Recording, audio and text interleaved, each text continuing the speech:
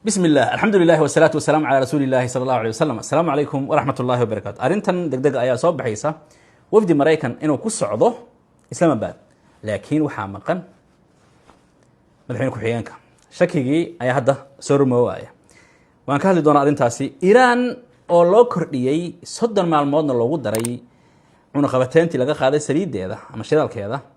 أرنتن بل ونزلت أيضا سيد الله يبكي ولا يضحي قار أهان sida saxaafadda Mareykanka u dhigay marka aad fiiriso. The US lifted sanctions on 140 million barrels of Iranian oil. The US lifted sanctions on Iran. So just to be clear, the administration is now allowing Iran. المهم arintan dood badan ka taagan oo islu taagan ayadana. Waxaan kaloo ka hadlaynaa markii ugu horeysay oo ay Iiraaniyiinta ka hadleen markabkoodii Mareykanka oo qabsaday oo yiri chemical wada waxa uu waday ka hadlayaan. Taasoo islu taagayna. Aan ku bilownaa arintan. Netanyahu oo laga helay cancer dhinacna waa sidaas dhinacna maya lagama helin dhinacna sidaas oo kale waa laga helay almuhim akhbaarad sida isu wada radinaya CNN iyo The Mirror waxay leeyihiin waxa laga helay prostate cancer ay laga helay waa Netanyahu goorma laakiin waa islu taagana xayaari kaadi laakiin qoladan Jerusalem Post oo Israa'iiliinta dabcan ay leeyihiin waxay leeyihiin kaadi aaway waxay ku qoreen halkan Netanyahu declared cancer free inuu free ka yahay cancer ka la cadeeyay hadda oo la sheegay oo lagu dhawaaqay after hiding kadib marka la qariyay muddo wixii asaga uu soo maray ee dhibaato ahaa ee xanuun ahaa maxaa yeelay dagaalka Iran ayaa socday tayib arintan horta 2 bilood ka hor ayaa la ogaaday waa la qariyay waxay leeyihiin sababta loo qariyay waxay tahay in waxa laga baqay to avoid giving Iran an opportunity to exploit this his medical condition for propaganda during the war yani propaganda ahaan inay Iiraaniintu u isticmaalaan ayaa arintan loo joojiyay waa la hakiyay hadii xilligii dagaalka socday maadaama ay arintu ku soo aaday hadii la sheegi lahaa arimo kale ku dardarsan lahaayeen camal marka waa la hakiyay tayib maxaa run amarka maxay Jerusalem Post sidaas uu leeyahay indhaada ku arag oo akhri The Mirror wuxuu leeyahay sidan aaway kan ka ahaa CNN wuxuu leeyahay inkastoo kan wuxuu ku tilmaamayaa macnaha he quietly underwent macnaha in si hoose oo aanan la shaacinin oo u maray daweynta kansarka macnaheeda kansar uu qabay ama ku dhacay marka sidii ahaataba labadan warbaahin waxay isu raacsan yihiin nacam Netanyahu inuu kadibna ay u isticmaasho propaganda ahaan oo hadii lacnada ku dhacday iyo habaarkiya ku dhacay iyo kada ay isticmaalaan hadeertan marka soo hadlay sida leeyahay asagoo markaasi sheeganaya wixii uu soo maray iyo kada wixii la midka taawata dhinaca kale Iiraaniyiinta waxay leeyihiin horta markabkii ahaa magaciisa ii sheeg Tuska wuxuu waday ma inaan ahayn waxa ay Mareykanku ku tilmaameen wuxuu wada daweyn kiimikooyinka la sheegay waxay ahaayeen dhamaantooda drugs ku saabsan daweyn isbitaalada ugu weyn Iran ayuu u rarnaa ama wasaaradda caafimaadka Iran ay u rarnaa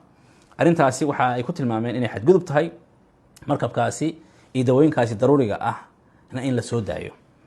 waxa arintaasi si gaar ahaan uga hadlay qolada adiga laan qeyrtas ama ii sheeg laan qeyrtas ma ahaan bishacas ee Iran ayaa arinta ka hadashay taasi waa dhinaca kale arintan hal mar ay dul taagno shaleeto waxa Mareykanka uu ziyaadiyay 3 maalmood ugu daray cunaqabateynta Iran saarneed cunaqabateynta asal ahaan waxay ahayd muddo mid saaran yani shidaal ka Iran ayaan cunaqabateyntan iyo adii dhaqaalaha Iran guud ahaan soo galay shidaalku ilan ka soo galaya waliba ruushka yani ganacsigii dhaxmari jiray iyo yani hatta tii ruushka loogu darawa marka wasaaradda maaliyadda ee Mareykanka ayaa waxay tiri 3 maalmood kan ugu darnay ogow arintan gormay soo baxday ku darida gorma loogu daray waxa loogu daray Iran dagaalka marka uu bilowday maxaa yeelay Mareykanka wuxuu ka baqay hadii dagaalkan uu socdo Iran saacuna qaatan u saarnaato shidaalkan saa u kacsan yahay hormuudna dabcan la og yahay xaaladeeda in shacabka Mareykanka ay kacaan si marka shacabka Mareykanka loo dejiyo at least shidaal un hala soo galiyo meesha hatta Allah ka dhigay kuwii cadawgeena oo Iran ku wada hatta ahaadee maadaama Iran meesha ay xiratay Iran meeshaas nafaas ay ka heshay faa'iido ka heshay ganacsi heshay marka arrintan marka dooda ka taagan waa tan ah. To be clear, the administration is now allowing Iran, the country that it is at war with, to sell its oil, make money, and almost certainly use that money in its war against the U.S. Why? waa arrin la yaab leh macnaha wadankii aad dagaalka kula jirtay waa Mareykanka dhahay moogtahay in aad u fasaxdo inuu lacag sameeyo kadib lacagta marka uu sameeyo adiga uu kugu soo jeesto waa ay u fasaxeen jawaabtu maxay noqonaysaa? Dan, I think you have to tell the rest of that story. That's a little bit misleading. Please. The measure is targeted towards oil that's already out there on ships, already out there in storage, and to